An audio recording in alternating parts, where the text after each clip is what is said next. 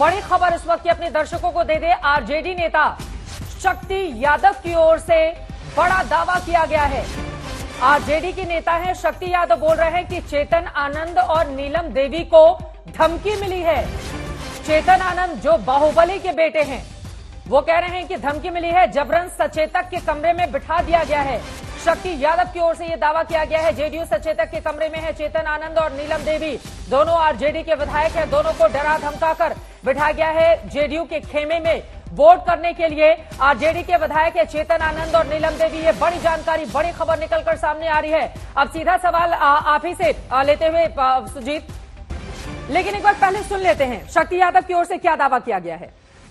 राजद के दो विधायक चेतन आनंद और नीलम देवी जो मोकामा की विधायिका है राष्ट्रीय जनता दल के, दोनों को सचेतक के कमरे में बैठाया गया है। सत्ता पक्ष के लोगों ने बैठाया है, धमकी दिलवाया, क्या क्या किया, ये बात किसी से देश में छुपी हुई नहीं है। विधायक दल की बैठक चल रही थी राजद की, और विधायक दल की बैठक जहां हो रहा था वहां शासन के लोग, मजिस्ट्रेट के नेतृत्व में पूरे आला अधिकारी पुलिस प्रशासन के, कि भाई इनके घर में परेशानी है, इनके लोग परेशान हैं, यह कहकर के जबरन आप ले जाने के लिए मजबूर किया, आप ले गए। और अभी दोनों दिखाई पड़ रहे हैं सत्ता पक्ष के सचेतक के कमरे में। ये कौन सा ट्रेडिंग है, जरा बता तो दे हमें कोई। हमारे तमाम सहयोगी हमारे साथ जुड़े हुए हैं। आरजेडी के नेता की ओर से यह दावा किया गया है। शक्ति यादव कह रहे हैं कि हमारे आरजेडी के खेमे के जो दो विधायक हैं, उनको जबरन सचेतक के कमरे में बिठा दिया गया है, उनको डराया गया है, धमकी दी गई है। रोहित, सीधे आपके पास आते हुए, शक्ति यादव के इस दावे में कितना दम दिखाई देता है? वो सीधे तौर पर इल्जाम लगा रहे हैं कि उनके दो विधायकों को डरा धमका कर सचेतक के कमरे में बिठा दिया गया है। चित्रा, देखिए, चेतन आनंद ने जो पाला बदला है उसकी मुख्य वजह आनंद मोहन की रिहाई है। आनंद मोहन इस वक्त जेल से बाहर है, लेकिन उनके जो बाहर है उसको चुनौती दी गई है। पूरा मामला सुप्रीम कोर्ट में चल रहा है, सरकार वो केस लड़ रही है कि आनंद मोहन को वापस जेल भेजा जाए।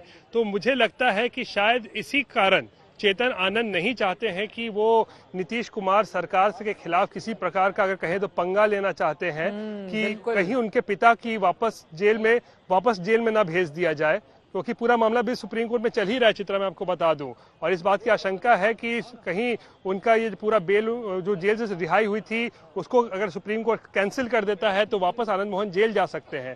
तो ऐसे में सरकार की भूमिका बहुत महत्वपूर्ण हो जाती है सुप्रीम कोर्ट में, और शायद अपने पिता को ही जेल के बाहर रखने के लिए, सुरक्षित रखने के लिए, मुझे लगता है चेतन आनंद ने ये फैसला किया है कि सरकार के साथ बने रहेंगे तो ही उनके पिता जो है वो जेल के बाहर जो है खुली हवा में सांस ले सकते हैं। और इसीलिए चेतन आनंद ने ये फैसला किया है। और फिलहाल चेतन आनंद के साथ साथ बाहुबली अनंत सिंह भी इस वक्त जेल में है, लेकिन उनकी पत्नी भी जो है, उनको भी लगता है कि अगर सरकार के साथ अगर रहेंगे तो हो सकता है आने वाले दिनों में आनंद मोहन की तरह अनंत सिंह को भी जो है जेल से कहीं रिहाई मिल जाए, कोई पेरोल मिल जाए या बेल मिल जाए। तो इसी कारण से मुझे लगता है ये दोनों जो आरजेडी के विधायक हैं, इन लोगों ने अपना जो है पाला बदल लिया है। और फिलहाल जेडीयू के ये बड़ी बातें, यानी कि कुल मिलाकर रोहित जो बता रहे हैं, पूरा ये जो खेल है, जेल के खेल से बचने के लिए दो विधायक आरजेडी के ऐसे हैं जो जेडीयू के खेमे में मतदान कर सकते हैं, जैसा कि रोहित बताने की कोशिश कर रहे हैं। उनके पास हम लौटेंगे, लेकिन उसके पहले आप देखिए, आरजेडी के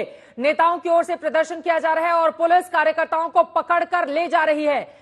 पटना की ये तस्वीरें आपको दिखा रहे हैं। पटना में आरजेडी के कार्यकर्ताओं की ओर से लगातार प्रदर्शन किया जा रहा है। पुलिस भी भारी तादाद में इस वक्त आपको उसकी मौजूदगी साफ साफ इन तस्वीरों में दिखाई दे रही है।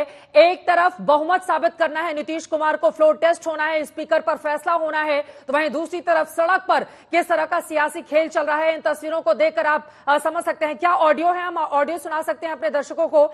यहां पर बकझक भी हो रही है पुलिस के बीच में, आरजेडी के कार्यकर्ताओं के बीच में। आप देखिए, वो मानने को तैयार नहीं है और पुलिस वाले कार्यकर्ता को किस तरह से धकेलते हुए आगे की ओर ले जा रहे हैं, एक बार सुन लेते हैं।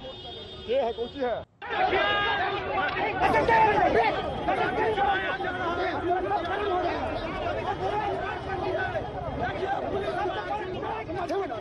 आदित्य, वैभव, सुजीत, हमारे दो सहयोगी लगातार हमारे साथ बने हुए हैं। सुजीत, आपके पास आते हुए, ये सड़कों पर सियासी खेला शुरू हो गया है। आरजेडी के तमाम नेता लगातार प्रदर्शन कर रहे हैं और पुलिस वालों से उनकी धक्का मुक्की भी हो रही है।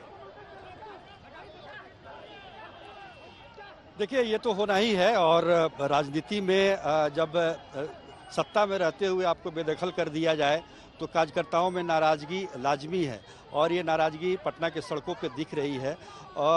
जेडीयू आरजेडी की तरफ से ये संदेश देने की कोशिश की गई थी कि देखिए, हमने तो सरकार ठीक से चलाई, हमने अपनी तरफ से कोई कोर कसर नहीं छोड़ी, लेकिन जेडीयू की तरफ से ही पाला बदल लिया गया। इस तरह का संदेश देने की कोशिश की गई कार्यकर्ताओं में और इसी को लेकर कार्यकर्ताओं में नाराजगी है कि अच्छी भली सरकार चल रही थी, भला इसको केवल अपने स्वार्थ के लिए क्यों बदला गया। तो ये तमाम बातें हैं, दोनों तरह की बातें हैं, दोनों तरफ से ये बातें हो रही हैं।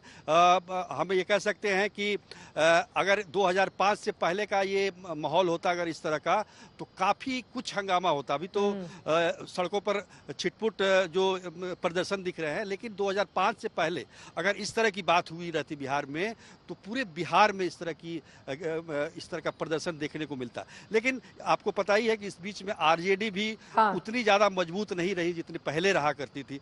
तो निश्चित तौर पर कहीं ना कहीं जो आक्रोश है कार्यकर्ताओं का और पार्टी के प्रति जो प्रतिबद्धता दिखाने का जो अवसर है, उसको प्रदर्शित करने के लिए इस तरह के प्रदर्शन किए जा रहे हैं। अपनी ताकत दिखाने की कोशिश की जा रही है आरजेडी के कार्यकर्ताओं की ओर से। यकीनन एक तरफ फ्लोर टेस्ट हो रहा है, होना अभी बाकी है, वहां पर अभी अभिभाषण चल रहा है राज्यपाल जी का, और दूसरी तस्वीरें तेजस्वी यादव नीतीश कुमार की लगातार दिखा रहे हैं। दोनों के चेहरे पर किस तरह की मायूसी है। मायूसी इस बात को लेकर नीतीश कुमार को पता नहीं है कि खेले में कहीं ऐसा ना हो कि उनके विधायक उनके बनाए गए समीकरण को खराब कर दें। तो वहीं तेजस्वी यादव को भी सरकार से जिस तरह से वो बेदखल हुए, नीतीश कुमार ने बाहर का रास्ता दिखाया, उसको लेकर मायूसी है। लगातार उनकी ओर से कोशिश इस बात की गई कि जेडीयू के हम के विधायकों को तोड़कर आरजेडी के खेमे में लाया जा सके, लेकिन आंकड़ा पहुंचा नहीं। और इस वजह से दोनों तरफ स्क्रीन के हम आपको दिखा रहे हैं कि एनडीए सरकार को कितने विधायकों का अब तक समर्थन मिला हुआ है और महागठबंधन को हालांकि दो विधायक दोनों तरफ से मिसिंग है। महागठबंधन में आरजेडी के पास 79 है, कांग्रेस के पास 19 है, सीपीआई-एमएल के पास 12 है,